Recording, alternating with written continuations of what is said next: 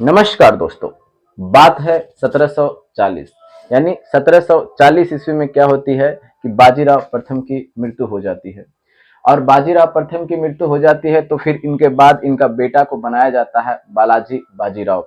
बालाजी बाजीराव का एक भतीजा कौन है, विश्वास भाव, जो मात्र कितने वर्ष का है, 19 वर्ष का लड़का, यानी एक यंग लड़का। क्या होता है कि उसकी एक छोटी सी गलती होती है और उसके बाद में क्या होती है कि मराठा का सेना काफी संख्या में मारा जाता है और युद्ध में जो पक्ष जो है वो इनके खिलाफ हो जाता है, यानी ये युद्ध को पूरी तरह से हार जाते हैं। और एक चिट्ठी में क्या कहा जाता है कि कई बहनों की चूड़ियां जो थी वो हमेशा हमेशा के लिए टूट गई, कई बहनों की जो मांग थी वो हमेशा हमेशा के लिए सुनी पड़ गई और कई माँ का गोद हमेशा हमेशा के लिए खाली पड़ गया। तो चलिए देखते हैं वो कहानियां क्या था। अगर कोई व्यक्ति चैनल को सब्सक्राइब नहीं किए हैं तो चैनल को आप सब्सक्राइब कर करके हमें सपोर्ट जरूर दिखा सकते हैं अगर आपकी इच्छा हो तो। और बाकी हम देखते हैं और प्लेलिस्ट सबका बना हुआ है, आप जा करके देखिए, बेशक आपको समझ में आएंगे। चलिए देखते हैं। तो हम देखते हैं क्या कि 1740 ईस्वी की बात है, यानी 1740 ईस्वी में किसकी मृत्यु हो जाती है, तो बाजीराव प्रथम की मृत्यु हो जाती है। जैसे ही बाजीराव प्रथम की मृत्यु हो जाती है तो इनके बारे में हमने कहानियां पूरी तरह से चल चुका है। कोई व्यक्ति अगर नहीं देखे हुए तो जा करके आप देख लीजिएगा, बेशक आपको समझ में आएंगे। ठीक है। फिर उसके बाद इनका बेटा कौन बनता है, बालाजी बाजीराव। ये बालाजी बाजीराव क्या होते हैं कि अपने पिता के रास्ते पर भी चलना स्टार्ट कर देते हैं, क्योंकि ये जो बाजीराव प्रथम जो थे, हमने देखा था कि ये बाजीराव प्रथम अपने क्षेत्र को काफी तीव्र गति से आगे बढ़ाते हुए आगे बढ़ रहे थे। फिर उसके बाद में यही इनकी तीव्र गति से जो विस्तारवाद की नीति जो थी, किसकी विस्तारवाद की नीति, तो यही बाजीराव प्रथम के विस्तारवाद की नीति जो थी इनको आगे बढ़ाते हैं कौन, इनका बेटा बालाजी बाजीराव। तो क्या होता है कि हमने देखा था कि जब हम बंगाल का नवाब पढ़ा रहे थे तो उस टाइम देखा था कि 1751 ईस्वी में, अब देखिएगा अब यहाँ पे नवाब गिरी किनके पास में है, तो 1720 से 1740 ईस्वी में बाजीराव प्रथम। तो बाजीराव प्रथम की 40 ईस्वी में क्या हो जाती है, 1740 ईस्वी में मृत्यु हो चुकी है। फिर उसके बाद पेशवा का पद किसके हाथ में आता है, तो पेशवा का पद आता है बालाजी बाजीराव, जिसमें हमने अब यहाँ से हमें पूरी तरह से स्टार्ट करना है। थोड़ी सी जो कहानियां हैं वो कहानियां को हम लेकर के चलते हैं, गौर से सुनिएगा, आपको काफी ज्यादा मजे आएंगे और हमेशा हमेशा के लिए आपको याद हो जाएगा। तो 1740 ईस्वी में बालाजी बाजीराव क्या होता है, पेशवा बनता है। और जैसे ही पेशवा बनता है तो अपने रास्तों को क्या करता है, ये तीव्र गति से, यानी अपने रास्ते में जो भी आते हैं उन्हें हमेशा हमेशा के लिए उन्हें समाप्त करते हुए आगे बढ़ते जाते हैं। जो इनका दुश्मन होता है सो, अब क्या होती है कि जैसे ही ये होते हैं तो कुछ वर्षों के बाद में क्या होती है कि जैसे में हमने देखा था कि ये क्षेत्र पर जो आसपास के पड़ोसी जो क्षेत्र होते थे ना, उस पर हमला करते थे और वहां से लूट करके सामान को लेकर के चले आते थे। तो इसी के क्रम में क्या था कि बंगाल का जो नवाब था, यानी 1751 ईस्वी की बात करते हैं, यानी 1751 ईस्वी में अब कौन है इस समय देखिएगा, तो 1751 ईस्वी की बात करते हैं। तो ये बंगाल से क्या करते हैं, समझौता करते हैं। बंगाल से समझौता कैसे होता है वो हम देखते हैं, पहले कहानियों को देखिए। ऐसे बिल्कुल नहीं पढ़ना है कि ये बंगाल से समझौता किए कैसे कि, जब हम कहानियों को चल देंगे तो आपको पूरी तरह से याद रहेंगे और लंबे टाइम तक याद रहेंगे। हम इसीलिए क्या कर रहे हैं कि छोटे छोटे पार्ट में आपको लेकर के आ रहे हैं। देखिएगा उस समय बंगाल का नवाब कौन था, अली वर्दी खां। ये हमने उस टाइम भी बताया था और अभी भी बता दे रहे हैं ताकि आपको फिर से रिवीजन हो जाए। ऐसा बिल्कुल नहीं कि हम एक बार बता दिए हैं तो दोबारा बिल्कुल नहीं बताएंगे। और उस समय ये बंगाल का जो नवाब है, यहाँ जो आप बंगाल देख रहे हैं, उस समय बंगाल का नवाब कौन था, अली वर्दी खां। और इस समय जो कौन प्रमुख बना हुआ है वो देख रहे हैं, बालाजी बाजीराव। बालाजी बाजीराव अब ऐसा नहीं है कि अपने क्षेत्र यानी उस क्षेत्र में क्या थे, कोई व्यक्ति को प्रमुख बना करके नहीं भेजेंगे, तहाँ तो उस टाइम प्रमुख बना करके भेजे थे, रघुनाथ राव जिसको आप बोल सकते हैं, लेकिन मेन हम पेशवा को याद रखते हैं। ठीक है। अब क्या थी कि इन दोनों के बीच में क्या एक होती थी, संधि होती थी, संधि हुई थी। संधि होने का रीजन क्या था, ये मराठा जो था, ये बंगाल में जो उड़ीसा जो है, आज का प्रांत उड़ीसा है, उस क्षेत्र पर बार बार क्या कर लेते थे, यानी बंगाल की सीमा जो जहां तक था उस क्षेत्र में क्या करते थे, ये हमले करते थे। और हमले करने के बाद में वहां से क्या होता था, काफी संख्या में धन दौलत लूट करके लेकर के आते थे। इससे अली वर्दी खां काफी परेशान था। किससे? ये मराठा से। तो उसी से तंग आकर के सोचा कि हम ना क्यों एक समझौता कर लेते हैं। तो वो समझौता कर लेता है 1751 ईस्वी में। देखिए ऐसा डेट बिल्कुल नहीं याद, ये सब भी नहीं याद करना है हम, ताकि आपको कहानियां बता रहे हैं और आपको ज्यादा दिन तक याद रहेंगे। तो क्या संधि का डेट भी याद करना है? तो नहीं, बिल्कुल नहीं, एक कहानियां हम बता रहे हैं, छोटी सी चीज, ताकि आपको ज्यादा दिन तक माइंड में रहेंगे। तो हमने क्या देखा था कि ये उड़ीसा प्रांत को किसको दे दिया था, यानी जो बंगाल का नवाब अलीवर्दी खां जो था, ये मराठा को दे दिया था। फिर उसके बाद और क्या था कि 12 लाख रुपए का वार्षिक यानी चौथ के रूप में किसे देता था, यानी मराठा को देता था। और बदले में इसे सुरक्षा की गारंटी मिल चुकी थी कि अब हम तुम पे हमला नहीं करेंगे।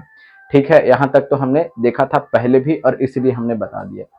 अब एक बात और है कि जैसे में हमने देखा था कि बात है कब की, 1758 ईस्वी की बात है, 1758 ईस्वी की बात है। ठीक है, तो 1758, तो क्या डेट नहीं, तो डेट अगर हिस्ट्री में आपको डेट रटने की बार बार सोचते हैं कि डेट रट लिया जाए, तो देखिए डेट रटने की बिल्कुल कोशिश नहीं कीजिएगा। अगर आप डेट रटने की कोशिश करते हैं तो हिस्ट्री आपके पल्ले कभी भी नहीं पड़ने वाले हैं। हमेशा हमेशा के लिए आपको हिस्ट्री पल्ले नहीं पड़ेगा। डेट के, हाँ, जो जो इंपॉर्टेंट डेट होंगे वहां हम खुद बताएंगे कि डेट को आपको याद कर लेना है, सभी डेट के फेर में बिल्कुल नहीं रहना है। तो अब 1758 ईस्वी की आसपास की बात है क्या, कि उस समय जो क्या था कि इस समय पंजाब में एक व्यक्ति है, कौन? नाजिब उद दौला। ये नाजिब उद दौला कौन था? तो ये जो अब अहमद शाह अब्दाली जो था ना, ये अहमद शाह अब्दाली, उसका क्या था? ये दूत था। अब ये व्यक्ति क्या होता है कि दिल्ली के रास्ते हुए, ये कौन? यही मराठा कौन है? बालाजी बाजीराव। दिल्ली के रास्ते पंजाब जाते हैं और पंजाब में ये व्यक्ति जो बैठा था, कौन? नाजिब उद दौला, उसे क्या कर देता है? भगा देता है। इस बात से क्या होता है कि अहमद शाह अब्दाली नाराज हो जाता है, यानी अब तो सोचता है कि हम इससे क्या करेंगे? बदला लेंगे। और वही बदला लेने के क्रम में क्या होती है कि दोनों की सेना आसपास में, यानी पानीपत के एक मैदान है जो आज हरियाणा में पड़ता है, तो 1761 ईस्वी में दोनों की सेना क्या हो जाती है? आमने सामने होती है। और आमने सामने होती है, जैसे में अब यहाँ से देखिएगा, ये हमारा इंडिया है और इस समय यहाँ से क्या कर देता है? हमला कर देता है। क्यों? बदला लेने के लिए कि तुमने हमारी सेना को यहाँ, हमारे जो दूत था उस दूत को क्या कर दिया है तुमने? भगा करके और क्षेत्र पर कब्जा कर लिया है। इस चीज से नाराज होकर के, यानी बदला लेने के फिराक में, अहमद शाह अब्दाली की सेना जो क्या करती है कि भारत की ओर बढ़ती है। और इस समय यहाँ से कौन? मराठा की सेना क्या होती है? बढ़ती है। तो इस समय जब यहाँ से ये बढ़ती है तो कुछ संख्या में यहाँ थे, लेकिन अब क्या होती है कि उस समय ठंडे का काफी मौसम था, यानी ठंडे का समय था। और ठंडे का समय था तो पूरी जो सेना थी, ये पूरी सेना यहाँ पे दिल्ली के मैदान में मौजूद, यानी दिल्ली के आसपास क्षेत्र में क्या थी? मौजूद बिल्कुल नहीं था। तो उस समय क्या था कि यहाँ से खबर भिजवाया जाता है। खबर जैसे में आज ना हमारे पास टेलीग्राम है, फोन है, उस समय टेलीग्राम टेलीफोन बिल्कुल नहीं हुआ करते थे। तो पूछिएगा कि कैसे भेजाया जाता था, तो घोड़े के सहारे क्या होती थी कि एक क्षेत्र से दूसरे क्षेत्र में भेजा जाता था। तो क्या इतना दूर लंबा टूलिंग दौड़ करके जाएगा? तो नहीं, बिल्कुल नहीं जाएगा। क्या होता था कि जैसे में हिया है और हिया पे आपको क्या करना है कि भिजवाना है, तो उसके लिए क्या होते थे कि अगर हिया से जा करके हिया पे दे दिया, एक व्यक्ति जो था हिया से जा करके क्या हो गया, लेटर जो अगर मान ले कि राजा के पास पहुंचाना है ना, तो यहाँ से क्या हुआ कि व्यक्ति यहाँ गया, लेटर को पहुंचा दिया, घोड़ा से जाता था। और जब जब घोड़ा से जाता था ना उस समय, तो उस समय बिगुल फुकाते जाते थे कि राजा का घोड़ा जा रहा है, कोई संदेश लेकर के, कोई व्यक्ति इनको बाधा ना पहुंचाए। तो जो रास्ते होते थे वो पूरी तरह से क्लियर कर दिए जाते थे, छोड़ दिए जाते थे, तो ताकि जल्दी ये संदेश को पहुंचाया जा सके राजा के पास में। फिर उनका जो फरमान क्या है वो हमको जो एक जगह से दूसरे जगह पहुंचाना है, वो भी इसी तरह से होता था। अब हमने देखा कि यहाँ से लेकर के हमें कहाँ पहुंचाना है? यही राजा के पास पहुंचाना है। तो एक जो व्यक्ति है हिया से यहाँ लेकर के आया, और हिया पहले से जो व्यक्ति तैनात रहता था, वो व्यक्ति हिया से लेकर के क्या आ गया? हिया आ गया, यहाँ पे आ गया। और यहाँ पे से क्या हुआ कि पहले से एक और व्यक्ति जो तैनात रहता था, वो व्यक्ति यहाँ से लेकर के यहाँ आ गया। इस तरह से क्या होता था कुछ समय में, कुछ अब के जैसा तो नहीं है ना कि मिनटों भर में संदेश, व्हाट्सअप है तो व्हाट्सअप पे चारों तरफ फैल गया, टेलीग्राम पे फैल गया। पहले आज ना मोदी जी क्या करते हैं कि भाइयों बहनों मित्रों जो भी करना है ना वो कर देते हैं, आकर के मिनट भर में कर देते हैं वोट देने के लिए। तो उस समय पहले वैसे बिल्कुल नहीं था। तो अब क्या था कि यहाँ का उस समय सेनापति कौन थे? रघुनाथ राव। उस समय सेनापति, मराठा का सेनापति कौन थे? रघुनाथ राव। अब रघुनाथ राव जो थे, रघुनाथ राव क्या कहते हैं कि कुछ सेना की और मांग करते हैं।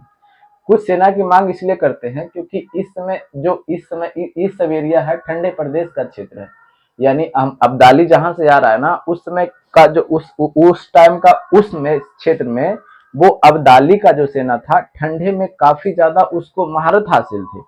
जैसे में आप जिस क्षेत्र में रहते हैं ना, तो जैसे में आप बाहर ठंडे के इलाके में रहते हैं, तो ठंडे के इलाके में रहते हैं और कोई दूसरा व्यक्ति अगर ठंडे के इलाके में जाएगा तो उसे ठंड की महसूस काफी ज्यादा होगी या सहजता उसे महसूस बिल्कुल नहीं होगा, क्योंकि अचानक उसे ठंड मिलेगा। तो अब ये सब व्यक्ति अब महाराष्ट्र में जो देख रहे हैं आप, ये महाराष्ट्र समुद्र के किनारे में है, ना ही यहाँ पे ज्यादा गर्मी पड़ती है और ना ही ठंडी पड़ती है।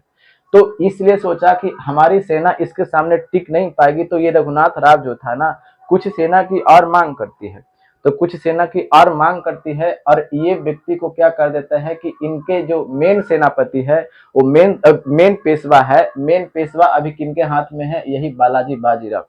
अब ये बालाजी बाजीराव जो होते हैं, इनको क्या कर देते हैं कि सेना के पद, ये सेनापति का जो पद इनके पास में जो था, ये सेनापति से इनको क्या कर देते हैं, हटा देते हैं और अपने पुत्र को ही यानी इनका पुत्र कौन है, विश्वास राव। अब ये विश्वास राव को क्या कर देते हैं कि सेनापति का पद दे देते हैं। और एक मेन जो सेनापति है, वो मेन सेनापति कौन है, सदाशिव राव। अब ये सदाशिव राव मेन सेनापति है, और जो होता ना कि एक टुकड़ियों का मालिक करना, यानी कुछ सेना जिसमें अब 2000, 10,000, 20,000, 25,000 की सेना का टुकड़ी होता था, उसका सेनापति कौन थे, यही विश्वास राव। सेना को टुकड़ियों में बांटा जाता था। क्यों बांटा जाता था कि चारों तरफ से हमला करेंगे, ठीक है। यानी अगर 1 लाख आपके पास सेना है, तो आप 1 लाख सेना को एक ही साइड से नहीं उतार देंगे ना, तो उसे जल्दी मारे जाएंगे आपके सेना, और फिर आप युद्ध भी नहीं जीत पाइएगा। तो कई टुकड़ों में बांटा जाता था। जैसे में 20,000 की सेना को एक टुकड़ा में रख दिया और उसका एक सेनापति हमने बना दिया। उसी टाइम उसी तरह ये क्या थे, विश्वास राव जो कौन थे, इनका एक पुत्र था। किनका पुत्र था, बालाजी बाजीराव का। और ये सदाशिव राव जो था, ये सदाशिव राव चचेरा भाई था। कौन सा था, तो ये सब क्या पूछेंगे, है ऐसा थोड़ा नहीं हो सकता है कि चचेरा भाई कौन था, पुत्र कौन था, ऐसा बिल्कुल नहीं। अब ये विश्वास राव जो है, ये मात्र 19 वर्ष का लड़का है। अब ये 19 वर्ष का लड़का है, तो इसके पास जोश और उमंग की तो किसी भी चीज की कमी बिल्कुल नहीं है। सख्त हिदायत इन्हें दिया जाता है सदाशिव राव के द्वारा कि अभी हमारे पास सेना की कमी है, हमें सेना की और ज्यादा जरूरत है। तो इसलिए 1 या 2 दिन तक, यानी 4 या 5 घंटे या 6 घंटे तक क्या हो जाता, कुछ समय तक रोक करके रखो, अभी हमला इस तरफ से नहीं करना है। यानी सदाशिव राव जो मेन सेनापति है, उनके द्वारा इसे किसे बोला जाता है, विश्वास राव को। विश्वास राव को ऐसा लगता है, इनके पास जोश ऐसा होता है, सेना में ऐसा उमंग वो देखते हैं, और वो कहते हैं कि मेरे पास सेना जो है, हम उस सेना को काफी अच्छे से क्या कर सकते हैं, हरा सकता है। ये किन्हें लगता है, यही विश्वास राव को लगता है। और इनकी जो सेना जो थी, जो उस समय, ये 14 जनवरी के आसपास का समय है। अभी 14 जनवरी यानी समझ जाइए कि यानी उत्तर भारत में जनवरी में मौसम कैसा होता है, यानी कड़ाके की ठंड पड़ती है। तो 14 जनवरी के आसपास का समय है। और फिर क्या होता है कि उन लोग का जो सेना है, ठंडे में काफी, ठंडे का समय काफी अच्छे तरीके से झेल लेता है। और लेकिन ये मराठा का सेना ठंडे के में तो रहा हुआ है ही नहीं, तो क्या ठंडे में ये काफी अच्छे तरह से सरवाइव कर पाएंगे, तो बोलिए कि बिल्कुल नहीं सरवाइव कर पाएंगे। अब क्या होती है कि इन्हें ऐसा लगता है कि हम उसकी सेना को क्या कर देंगे, हरा देंगे। लेकिन ठंडा इतना ज्यादा था कि इनकी सेना जो होती है एक दूसरे पर, ये इनके विश्वास राव की सेना जो होती है, वो इंतजार नहीं कर पाते हैं, यानी नहीं करते हैं। और उसके बाद ही क्या होती है कि उसकी वाली सेना यानी अहमद शाह अब्दाली की सेना पर क्या हो जाती है, अलाउ कर देते हैं हमला करने के लिए, यानी लड़ाई करने के लिए। और पानीपत का तृतीय युद्ध क्या हो जाता है, स्टार्ट हो जाता है। अब 20-25 हजार की सेना को लेकर के ये क्या करते हैं, टूट पड़ते हैं। और फिर उसके बाद अच्छी युद्ध चलती है। और युद्ध चलने के बाद में क्या होती है कि मराठा की सेना, किसकी सेना, मराठा की सेना, और इस तरफ से क्या हो जाता है, जो पहुंचना रहा था, तो कुछ समय के बाद ही पहुंचते हैं। क्योंकि यहाँ से वहां टूलिंग करके जाना है, तो इतना जल्दी तो जाएंगे नहीं। आज ऐसा नहीं ना कि हेलीकॉप्टर से पहुंच जाएंगे, 4 चक्के गाड़ी है, पहले पैदल ही जाना पड़ता था। तो कुछ समय के बाद पहुंचते हैं। तो जब तक ये पहुंचते हैं, तब तक क्या हो जाती है कि इनके काफी संख्या में सेना मारी जाती है। और जब काफी संख्या में सेना मारी जाती है, तो अब जो पेशवा पद है किनके पास में है, तो पेशवा तो लड़ने जाएंगे नहीं। तो पेशवा लड़ने जाएंगे नहीं, तो पेशवा के पास में एक चिट्ठी आती है। उस चिट्ठी में ये लिखा जाता है कि कई बहनों की मांगे जो थी, वो हमेशा हमेशा के लिए सुनी पड़ गई। कई बहनों की जो कंगन की चूड़ियां थी वो हमेशा हमेशा के लिए टूट गया। कई बहनें हमारी थी जो विधवा हो चुकी है। कई माँ का गोदिया जो है हमेशा हमेशा के लिए सूना हो चुका है। जैसे ही ये बात को ये कौन पढ़ते हैं, बालाजी बाजीराव, काफी भावुक हो जाते हैं, क्योंकि इनको काफी संख्या में 20-25 हजार की संख्या में सेना मारी गई थी। और ऐसा नहीं कि मराठा का सेना ही सिर्फ मारा गया था। उस समय, इस समय में अब्दाली की जो सेना है, अब्दाली की सेना यानी अहमद शाह अब्दाली वर्सेस किसके बीच में युद्ध हो रहा है, तो मराठा के बीच में। मराठा के की सेना भी काफी संख्या में मारा गया है और अब्दाली का जो सेना है उसकी भी काफी संख्या में मारा गया है। और इस दुख को सहन बिल्कुल नहीं कर पाते हैं। कौन नहीं कर पाते हैं, तो यही बालाजी बाजीराव। अब इस दुख को सहन नहीं कर पाते हैं और इस गम में क्या हो जाते हैं, ये व्यक्ति मर जाते हैं। क्योंकि इसने जिसने क्या किया था कि इतने बड़े साम्राज्य को यानी पूरी भारत पर सपना सजाया था कि हम भारत पर क्या करेंगे, राज करेंगे। और लेकिन उनकी एक छोटी सी गलती, मात्र 19 वर्ष का लड़का यानी विश्वास राव जो था, उनका छोटा सा गलती क्या हुआ कि वो टाइम से पहले ही क्या कर दिए थे, हमला कर दिए थे। और हमला करने के बाद में क्या होती है कि काफी संख्या में क्या हो जाती है, इनकी सेना मारी जाती है। और सेना मारी जाने के बाद में इस युद्ध में यह तय हो जाता है कि भारत में कौन शासन नहीं करेगा। जैसे में क्या होता है कि कई युद्ध लड़े जाते हैं, तो उस युद्ध में यह होता है ना क्या कि अब हम उस क्षेत्र पर शासन करेंगे या नहीं करेंगे। जैसे में अब दो गो राजा लड़ रहा है किसी क्षेत्र के लिए, तो वहां पे ये तय होते हैं कि हम वहां पे शासन करेंगे कि नहीं करेंगे। अब देखिएगा, जैसे में यहाँ का राजा ए है और यहाँ का राजा बी है, और दोनों लड़ रहा है किस लिए, तो दोनों लड़ रहा है हम इस क्षेत्र पर शासन करने के लिए। अब इसकी सेना हार हो गई है, तो ये वाले का स्थिति मजबूत है, तो क्या करेगा, इस क्षेत्र पर शासन करेगा। लेकिन इसकी भी सेना काफी संख्या में मारा गया है, और काफी संख्या में मारा गया है। और ये इसकी जो सेना थी, अब्दाली की जो सेना, अब्दाली की सेना जो थी, उसको 2 साल से क्या था कि अपना वेतन नहीं मिला था। यानी युद्ध तो जीत चुका था, और युद्ध जीत चुका था और काफी संख्या में सेना भी मारा गया था। और इसके पहले से जो व्यक्ति मौजूद थे यानी सेना जो थे, उनको 2 साल से वेतन नहीं मिला था। और जब वेतन नहीं मिलेगा तो बिना वेतन के कौन काम करते हैं। तो ये सब जो सेना थे, अब्दाली की सेना जो थी, ये क्या कर दिए, विरोध कर दिए। और इसके बाद ये तय हो गया कि अब भारत में अब्दाली भी क्या करेगा, शासन नहीं करेगा। और मराठा का सेना भी तो काफी संख्या में मारा गया है, और किसी क्षेत्र पर शासन करने के लिए आपको पैसे की भी काफी जरूरत पड़ती है और सेना की भी जरूरत पड़ती है, क्योंकि आप पर कोई हमला ना कर दे। अब क्या होती है कि मराठा भी क्या होता है कि ये दिल्ली पर शासन करने का योग्य नहीं होता है। तो ये आप यहाँ से ये क्वेश्चन बहुत अच्छे बन जाते हैं कि 1761 ईस्वी में जो पानीपत का तृतीय युद्ध हुआ था, तो पानीपत का तृतीय युद्ध में क्या हुआ था, तो उस युद्ध में यह तय हो गया था कि दिल्ली पर यानी भारत पर कौन सा राजा यानी कौन शासन नहीं करेगा। यानी अहमद शाह अब्दाली भी चला गया, और फिर एक तरफ कौन चला गया, मराठा भी चला गया। दोनों के दोनों क्या हो जाता है, चला जाता है। अब क्या होती है कि अब पेशवा की क्या हो चुकी है, गम में मृत्यु हो चुकी है।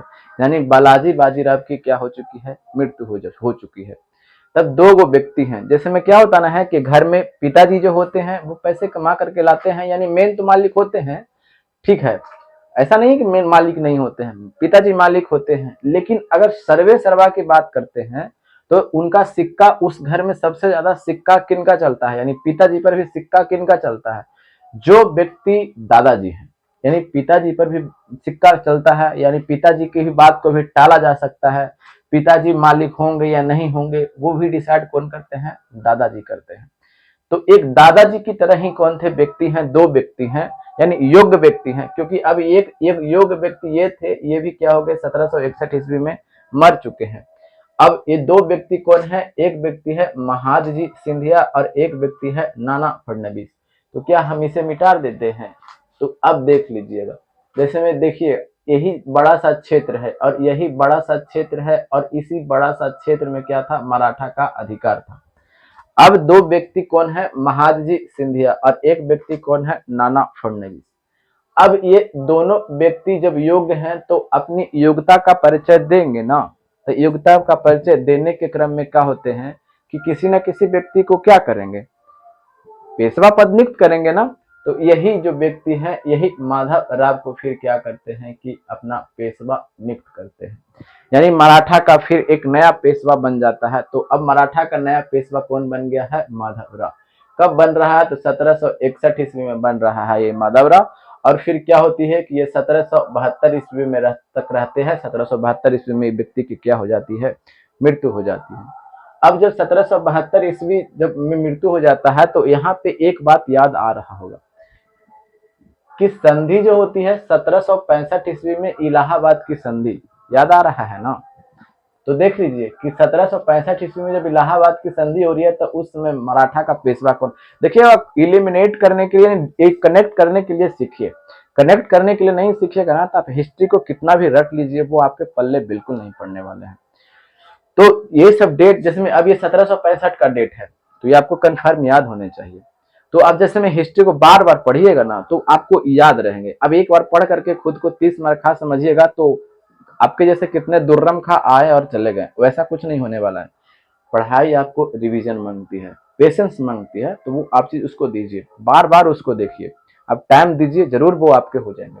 अब क्या हो जाते हैं कि 1772 ईस्वी में, 1765 ईस्वी से लेकर के 1772 ईस्वी तक जो यही उस समय, अब देखिएगा हमने सब बता चुका है कि मराठा का तो पेशवा किसके हाथ में है? यही माधवराव के है। अब जो मुगल का जो राजा है, ये मुगल का राजा कौन था? शाह आलम द्वितीय। यानी शाह आलम द्वितीय को ये क्या कहता है? अपने संरक्षण में दिल्ली लेके जाता है कि चलो तुमको कोई दिक्कत नहीं हो, क्योंकि शाह आलम द्वितीय का जो वजीर जो था, ये वजीर इसको दिल्ली में एंट्री नहीं लेने देता था। तो इसी के संरक्षण में माधवराव द्वितीय उस समय पेशवा पद पर क्या है? बैठा हुआ है। और उसी समय शाह आलम द्वितीय को दिल्ली क्या किया जाता है? यहाँ से, यही हमारा इलाहाबाद से दिल्ली ले जाया जाता है कि चलो कोई कुछ तुमको नहीं करेगा। यानी किसके संरक्षण में लेके जाता है? यही माधवराव के संरक्षण में। यहाँ तक कोई दिक्कत? तो बोले कोई दिक्कत नहीं है। और इस व्यक्ति की क्या हो जाती है? 1772 ईस्वी में मृत्यु हो जाती है। फिर उसके बाद में अचानक जब मृत्यु हो जाती है, तो इनके बाद एक और व्यक्ति है। वो व्यक्ति कौन है? नारायण राव। ये नारायण राव क्या होते हैं कि पेशवा पद पर बनते हैं। और रघुनाथ राव जो है, ये रघुनाथ राव जो उस समय बताए थे ना कि सेनापति के पद पर क्या थे? तैनात थे। और ये व्यक्ति को बनना चाहते थे क्या? पेशवा बनना चाहते थे। ये कौन? रघुनाथ राव। माधव राव क्या हो जाते हैं? मृत्यु हो जाता है माधव राव का। फिर उसके बाद इनका बेटा कौन बन रहा है? नारायण राव। अब नारायण राव का ये रघुनाथ राव क्या कर देता है? लपेट देता है, हत्या कर देता है। यानी ये व्यक्ति कब बनेंगे? 1772 तक रहेंगे। 1772 से बनेंगे। और एक साल के बाद ही ये व्यक्ति कौन, यानी रघुनाथ राव क्या कर देता है? लपेट देता है। और जैसे ही लपेट देता है, फिर उसके बाद खुद को ये पेशवा घोषित कर लेता है। लेकिन दो, जैसे में होता वही ना है कि जैसे दादाजी जो रहेंगे, सिक्का तो घर में किसका सिक्का चलेगा? दादाजी का सिक्का चलेगा। ऐसे तो मालिक तो हर कोई बनना चाहता है। पोता भी कहेगा कि हम ये करेंगे वो करेंगे, तो क्या वो पास हो जाती है? कुछ चीज पास होती है, लेकिन जब दादाजी जिद पर अड़ जाते हैं तो क्या पास होती है? तो बोले कि बिल्कुल नहीं, दादाजी जो चाहेंगे वही होगा। अब ये व्यक्ति खुद को पेशवा घोषित किया था, तो क्या उनको पेशवा पद माना जाएगा? तो बोलेगा कि नहीं माना जाएगा, क्योंकि इन सब का जो मेन व्यक्ति है, महादजी सिंधिया, नाना फडणवीस, ये दो व्यक्ति जो हैं, यानी जो योग्य हैं, दादा के योग्य हैं, वो व्यक्ति इन्हें नहीं मानते हैं कि हम तुम्हें अपना पेशवा नहीं मानते हैं। तो इन किनको बनाया जाता है? तो ये रघुनाथ राव को क्या कर दिया जाता है कि हटा दिया जाता है। बोला जाता है कि तुम पेशवा नहीं हो। ठीक है। अब क्या होती है कि नारायण राव की जब मृत्यु हो जाती है, तो इनका बेटा है, इनका बेटा बनता है कौन? माधव राव। तो बोलिएगा कि माधव राव तो फिर मृत्यु हो गया है, तो फिर तो इनका बेटा है नारायण राव का। तो एक माधव राव तो यहाँ बन गया, तो इसीलिए यहाँ पे द्वितीय लगा दे। तो बोले कहा नहीं लगा देते? लगा तो सकवे करते हैं, कोनो दिक्कत? तो बोले कोनो दिक्कत नहीं है। अब देखिएगा, ये नारायण राव ये कौन है? नारायण राव का बेटा है। ये माधव राव कौन है? ये नारायण राव का बेटा है। यानी माधव राव द्वितीय क्या कर देते हैं? गद्दी पर बैठता है, यानी पेशवा का पद इनके हाथ में आ जाता है। तो ये व्यक्ति कब बन रहे हैं? तो 1700। अब देखिएगा, अब यहाँ पे इस साइड में आ जाइएगा। देखिएगा दिल्ली में क्या किया गया? अब माधव राव को देख लेते हैं। ये इलाहाबाद से दिल्ली क्या किया गया? ले जाया गया। किनको ले जाया गया? मुगल के राजा शाह आलम द्वितीय को। किनके समय में? तो यही माधव राव के समय में। फिर उसके बाद इनका बेटा कौन बन रहा है, नारायण राव। नारायण राव क्या हो जाता है, पेशवा बनता है। फिर रघुनाथ राव के द्वारा क्या किया जाता है, इनको हत्या कर दिया जाता है, मार दिया जाता है। और यही खुद को पेशवा घोषित कर लेते हैं, कौन, यही रघुनाथ राव, खुद को पेशवा। अब जब खुद को पेशवा घोषित करेंगे तो सब कोई थोड़े नहीं मानेगा। तो वो व्यक्ति कौन थे, यही नाना फडणवीस और महादजी सिंधिया। वो क्या करते हैं कि नारायण राव का बेटा कौन है, माधव राय द्वितीय। अब ये माधव राय द्वितीय को क्या करते हैं, पेशवा बनाते हैं, जिन्हें माधव राय द्वितीय को एक और नाम से जाना जाता है, सवाई माधव राय। सवाई माधव राय, तो बोलेगा कि सवाई माधव राय के नाम से किन्हें जाना जाता है, तो यही माधव राय द्वितीय को। ये व्यक्ति कब बन रहे हैं, तो 1773 ईस्वी में ये व्यक्ति क्या हो जा रहे हैं कि पेशवा बन जा रहे हैं। अब एक व्यक्ति कौन है, तो एक व्यक्ति है यही रघुनाथ राव। अब रघुनाथ राव को पेशवा के पद से क्या कर दिया गया है, हटा दिया गया है। तो ये व्यक्ति को गलती फील होती है, यानी बेइज्जती फील होती है। और यही बदला लेने के लिए क्या करता है रघुनाथ राव। रघुनाथ राव किसके पास चला जाता है, अब अंग्रेज के पास चला जाता है। क्योंकि देखिएगा 1764 ईस्वी में ये क्या हो जाता है कि बक्सर का युद्ध जीत चुका है। 1757 ईस्वी में प्लासी का युद्ध जीत चुका है। और उसके बाद भारत में कोई ऐसी मजबूत नहीं है कि जो क्या कर सके, नेतृत्व कर सके पूरे भारत को। तो ये कौन है, रघुनाथ राव। ये रघुनाथ राव किसके पास चले जाते हैं, रघुनाथ राव भाग करके जाते हैं और अंग्रेज के पास जाते हैं। बोलते हैं भैया भैया, तो अंग्रेज बोलता है क्या, बोलो, तो आप हमको मदद कीजिए। ये कौन बोल रहा है, रघुनाथ राव। ये रघुनाथ राव क्या बोलता है अंग्रेज को कि भैया हमको आप मदद कीजिए। अंग्रेज बोला क्या मदद करे, आप हमको पेशवा बनने में मदद कीजिए, यानी ये जो पेशवा पद जो है वो हमको पेशवा बनाने में आप मदद कीजिए। तो देखिएगा फोकट का तो काम कहीं भी नहीं होता है, उसके बदले में आपको कुछ ना कुछ तो देना पड़ेगा। तो अंग्रेज बोला कि तुम हमको दोगे क्या, तो बोला कि जी बिल्कुल देंगे, अब टेंशन काहे को ले रहे हैं, हम देंगे ना आपको। तो वो क्या देता है, तो एक है सालसेट द्वीप, ठीक है, सालसेट द्वीप देता है। फिर उसके बाद बेसिन देता है। बेसिन देखिए द्वीप क्या होता है ना, कि जैसे में चारों तरफ क्या है, पानी है और बीच में स्थल है, उसी को हम लोग द्वीप बोलते हैं, आइलैंड जिसको आप बोलते हैं।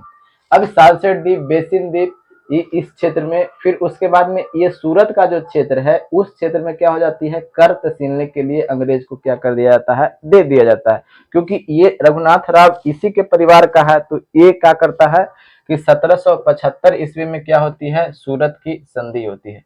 और यही सूरत की संधि के तहत ये सभी चीज अंग्रेज को क्या कर दिया जाता है, दे दिया जाता है कि ठीक है हम आपको ये सब क्षेत्र दिए और बदले में आप हमें क्या दीजिएगा।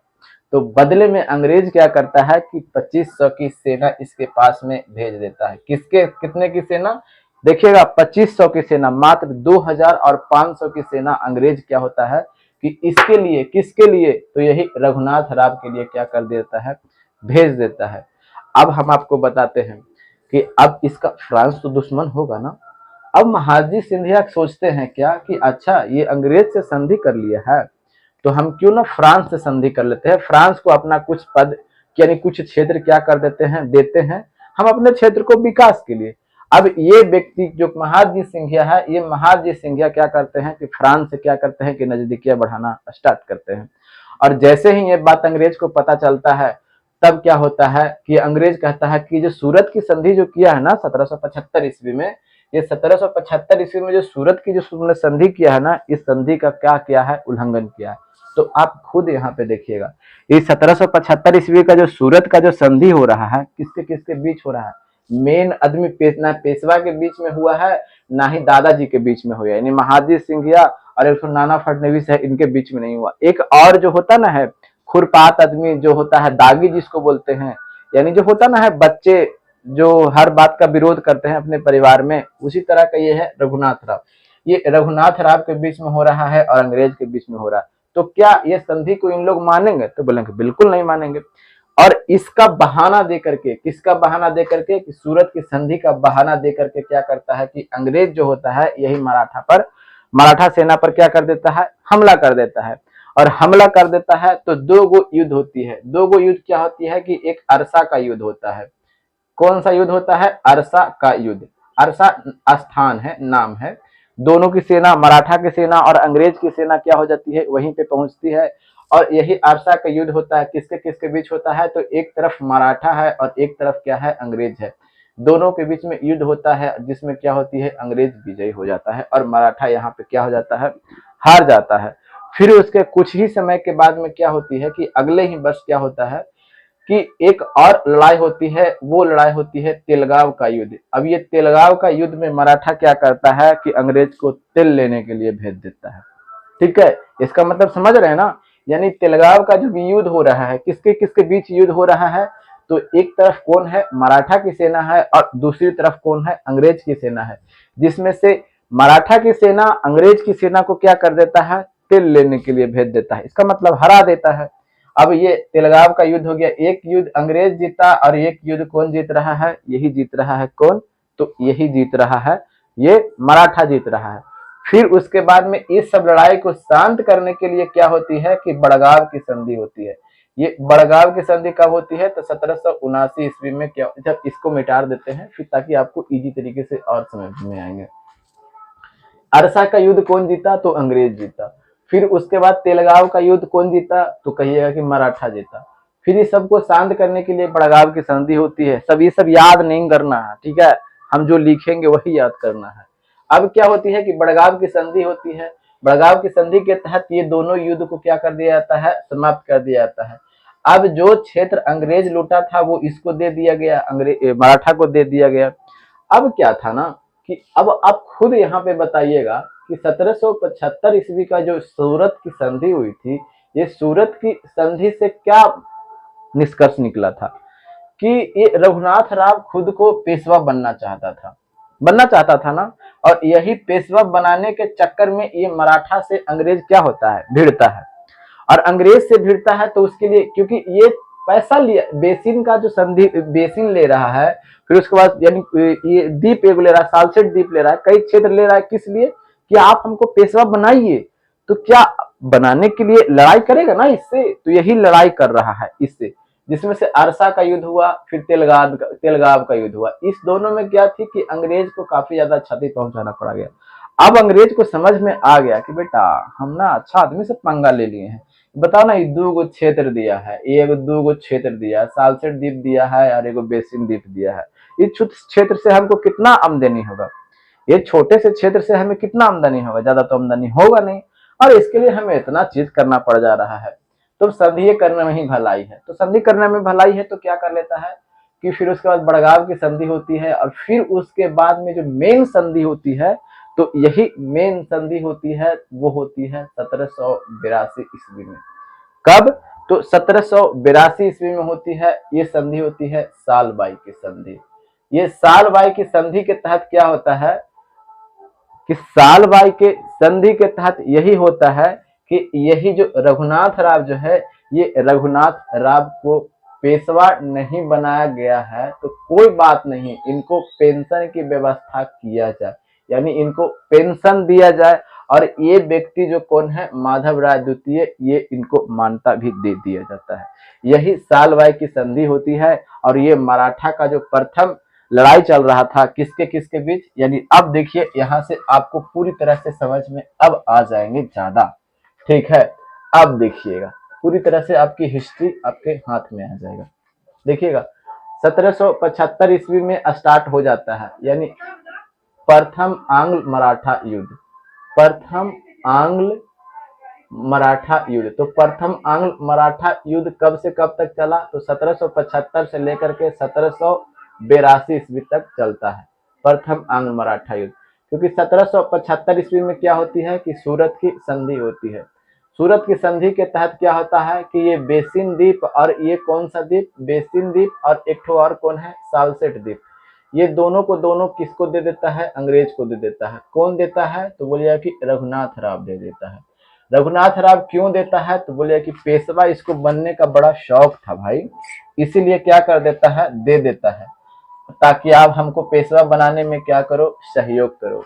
फिर उसके बाद अरसा का युद्ध होता है। अरसा का युद्ध में क्या हो जाता है, ये मराठा की हार होती है। फिर उसके बाद में तेलगांव का युद्ध होता है, तो तेलगांव का युद्ध में क्या हो जाता है कि मराठा का जीत हो जाता है। फिर यही युद्ध में जो कुछ क्षेत्र बचे हुए थे, यानी कुछ क्षेत्र पर तो तुमने जो हमला जमा करके रखा हुआ, अधिकार करके रखा हुआ है, वो छोड़ो, हम तुम्हारे क्षेत्र को छोड़ देते हैं। तो यही होता है एक बड़गांव की संधि। ठीक है, ये होता है बड़गांव की संधि। फिर उसके बाद एक और संधि होती है सालबाई की संधि, जो युद्ध चला आ रहा था किसके किसके बीच, मराठा और अंग्रेज के बीच। ये सालबाई की संधि होती है। सालबाई की संधि के तहत जो आंग्ल और मराठा, आंग्ल मतलब उसको बोल रहे हैं अंग्रेज, और मराठा तो मराठा, यानी प्रथम आंग्ल मराठा युद्ध सालबाई की संधि के तहत क्या हो जाता है, समाप्त हो जाता है। आंग्ल मराठा युद्ध 3 होंगे। ठीक है, तो अब एक आंग्ल मराठा युद्ध, यानी देखिएगा हमने लिखा कि प्रथम आंग्ल मराठा युद्ध क्या हो जाता है, ये समाप्त हो जाता है। तो किस संधि के तहत समाप्त होता है, तो सालबाई की संधि के तहत। तो ये सालबाई की संधि कब हो रही है, 1782 ईस्वी में, कि जब ही संधि होगा तभी ना युद्ध समाप्त होगा। ठीक है, तो यहाँ तक हम रखते हैं। ठीक है, और वीडियो आपको अच्छा लगा होगा, कुछ आपको नया चीज सीखने के लिए मिला होगा, या आपको हिस्ट्री को समझने में आसान कर दिया होगा, तो आप लाइक कर सकते हैं, ये आपकी इच्छा पर डिपेंड करता है। तो मिलते हैं अगले वीडियो में, तब तक के लिए हंसते रहिए, मुस्कुराते रहिए और अपनों का ख्याल रखिए। जय हिंद, जय भारत।